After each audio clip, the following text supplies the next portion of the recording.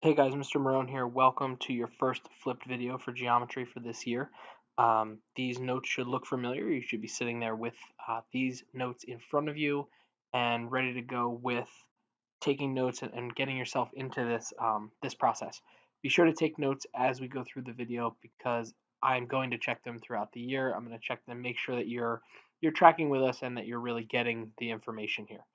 Just as a word to the wise, since this is your first video, as you go through this, the video will stop and ask you to submit your answers to all of these practice problems that we're going to take breaks for and have time to work on. So just kind of keep that in mind. Also, just keep in mind that up here I've got the guided notes section right here. That's going to be the same at the top of every page, telling you that they're notes instead of practice problems or our problem set for each section. So with that being said, we're going to jump right in here. So we're in some information that should be a bit of a review from the summer packet and from your previous experience in geometry. We're going to look at the building blocks of geometry. And the main three building blocks are the point, the line, and the plane. And those are known as the undefined terms. Okay? And as it says right there, we accept their meaning without formal definition, so we just call them undefined. They are really the building blocks of everything that we're going to look at throughout our year in geometry. They're all comprised of these things. So the first and most important one is the point. And what's important to know about a point is it's just a location. Okay, so it's just a location. There's no dimension to it. We can't measure a point.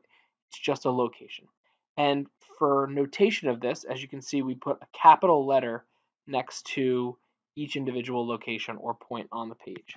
So it's a capital letter. And in parentheses, I'm just going to put 1 because it's a single capital letter. That's all that we're going to have there. Second one is the line.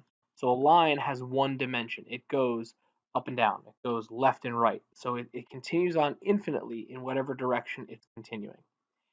As for notation, we've got two different ways that we can name these. You can name it with 2 points. So an example of that would be line DE. And we indicated that it's a line by just putting a small line over both of those letters. The other way you can indicate it is with this lowercase or script letter. So we could call this line M. Either one of those is exactly the same. You're okay with either one. If I had chosen 2 different points other than DE, if I had chosen DF, that would still work as well. And our last one is a plane. So a plane is a 2-dimensional flat surface. Think of a piece of paper as a plane. And in order to name that, we have 2 different ways as well. So we can name it with 3 points,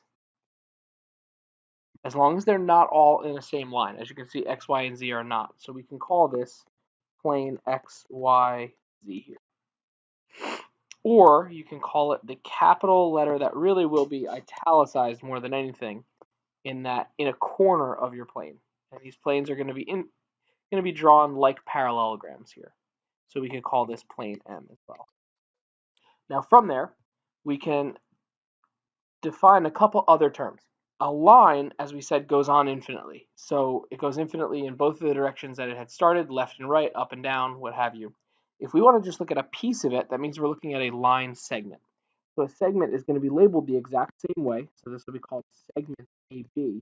But we're just going to draw that little segment over the top of it. Okay, it's not going to continue on infinitely. It's just a portion of it. The other thing that we can look at that comes from lines are known as rays. Now a ray is a line that has a single endpoint and it continues infinitely in one direction. So it's going to have a distinct stopping point on one side, but continue on forever the other way. And so in this case, we could call this ray MN, and we're going to draw a little ray over the top of it. What is important to state here is that when it comes to a line or a line segment, these names could be interchangeable. So I could call this segment BA, and it would be the same thing.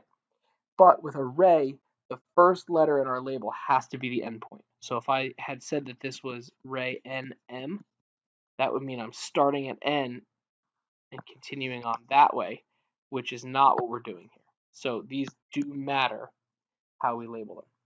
And then our last type here is the opposite rays. So opposite rays are two rays that share an endpoint and go in opposite directions and create a straight line. Okay, so in this case, ray TS and ray TU would be considered opposite rays. Our last building block that we've got here is our angle. So an angle is a single vertex. It's two rays that share a vertex, but they're not going to be going in opposite directions. And what we call these two sides are the legs of a ray of an angle, and the shared point for those rays, in this case point Q, is known as our vertex of the angle. And we have two ways of naming these angles, or really three ways.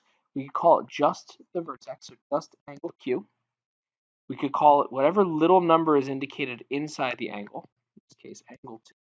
Or we can use all three letters that make up our two rays and that make up our angle, as long as the vertex is the middle letter. So we could call it angle RQP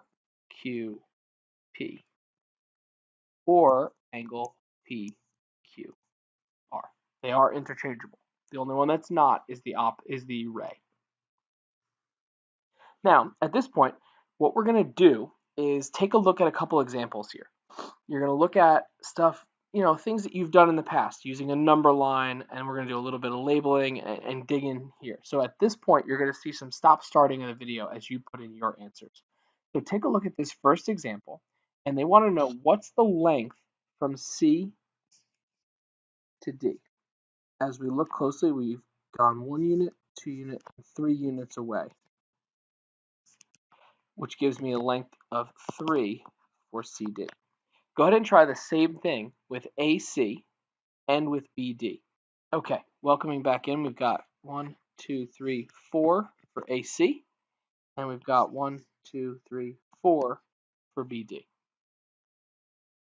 In our second example, they've given us two different rays and they want us to name them. Go ahead and give a try to naming those rays. Good. Noticing that this is the vertex B, this would be known as ray BA. And looking at this one here, its vertex is at A, so this would be ray AB. Okay, in our last two, they're simple true or falses. So in the first one, it wants to know, is ray HE the same thing as ray HF? Okay, as you can see from the diagram that I created, HE and HF are in fact opposite rays, so they would not be the same thing. Go ahead and try that example 4 here. You can see here that those are in fact false, because from L through to J and from J through to L, they don't share a common endpoint, so we can't say that they are in fact opposite rays. Our final one here, name the initial point of KL. The initial point there is simply K. So hopefully that gives you a little bit of a feel for a flipped video for all of the different functionalities while dealing with a topic that you're somewhat comfortable with.